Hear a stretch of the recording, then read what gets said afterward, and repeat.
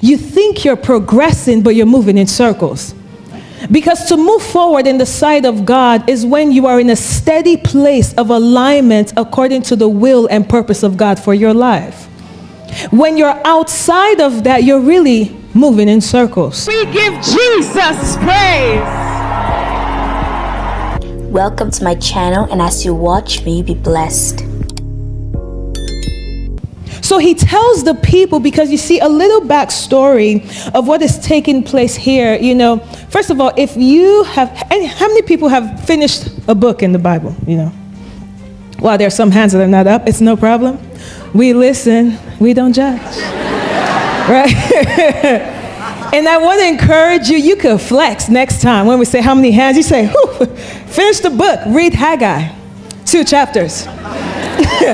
Literally 2 chapters in the book. You could say, you know what, I just read. You don't have to tell people the book. You could just say, go live one day, say, you know, I just finished this book in the Bible. And man, the Lord really spoke to me. People will be like, wow, you are in your word, but be in your word, right? But Haggai, you know, is a prophet of the Lord. And when he starts speaking, you know, the Lord sends him to give the people a word.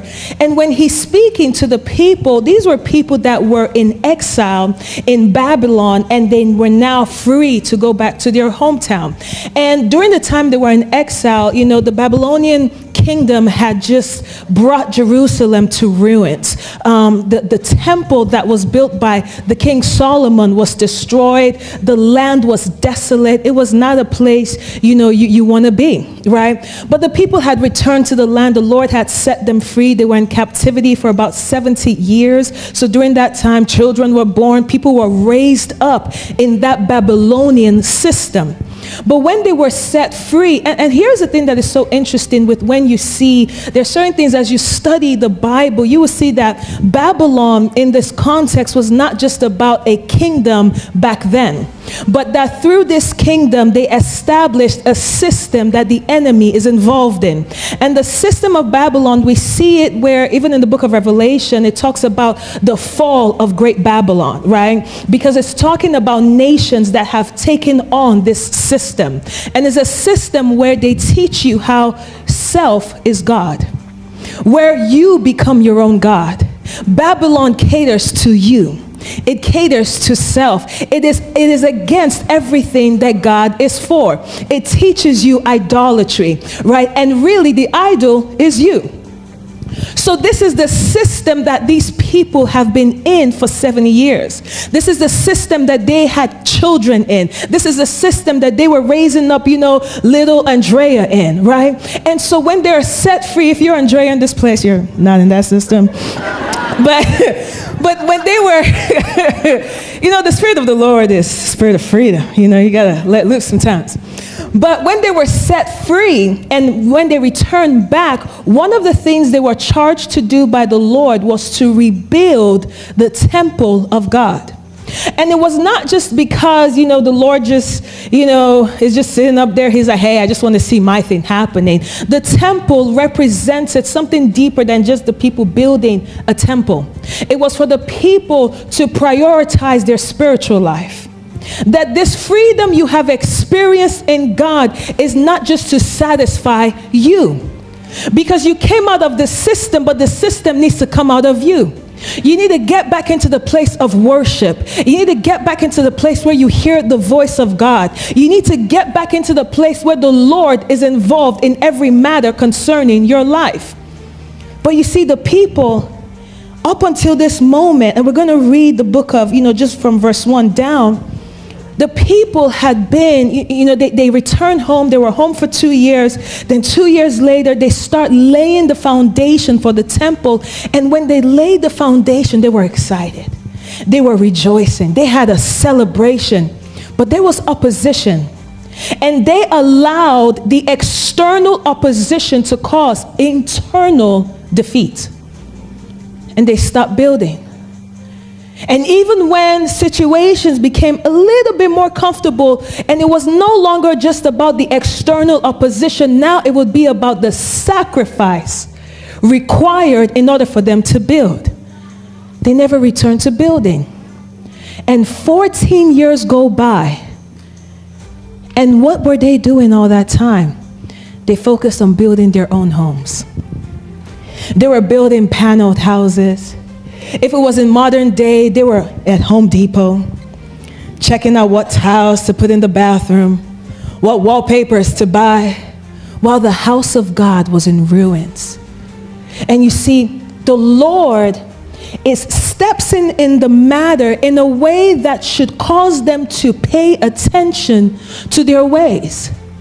Because what the people didn't realize, we're focusing on us.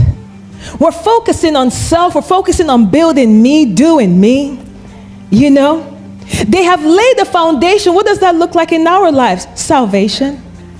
We came out of the kingdom of darkness into God's kingdom. We said yes to Jesus. We said, you know what, Lord, I want to walk with you. And we just paused there. And we went back to serving the kingdom that we just left. Even though we're not associating ourselves with where we were, but our actions are living to fulfill the desires of a different master. This was where the people were. They didn't even realize it. And let's actually read the text, because there's so much to pull out of this, and we'll see what the Lord is saying from it about us. So in Haggai chapter 1, it goes and says, in the 2nd year of King Darius, in the 6th month, on the 1st day of the month, the word of the Lord came by Haggai the prophet to Zerubbabel, the son of Shealtiel. You know, when you see his name, just say show and tell. Oh, give you a better memory.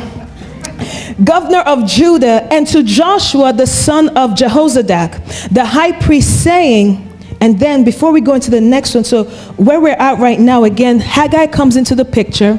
The people for 14 years have not been doing anything except building their life. They abandoned the temple of the Lord. They abandoned, and here is the significance of that. They were comfortable about being in a place of spiritual death. As long as their personal, what they regarded as their personal lives was thriving. But was it? Because in the snippet we read earlier, they earned wages to put in a bag of holes. So they're in this constant pursuit of self. But it's not actually adding up. So let's continue. Then in verse 2 it says, thus speaks the Lord of hosts, saying, this people, now when you read prior to this, the Lord is very clear that these are his people. But he doesn't say my people. And when the Lord wants to say my people, he will use my people.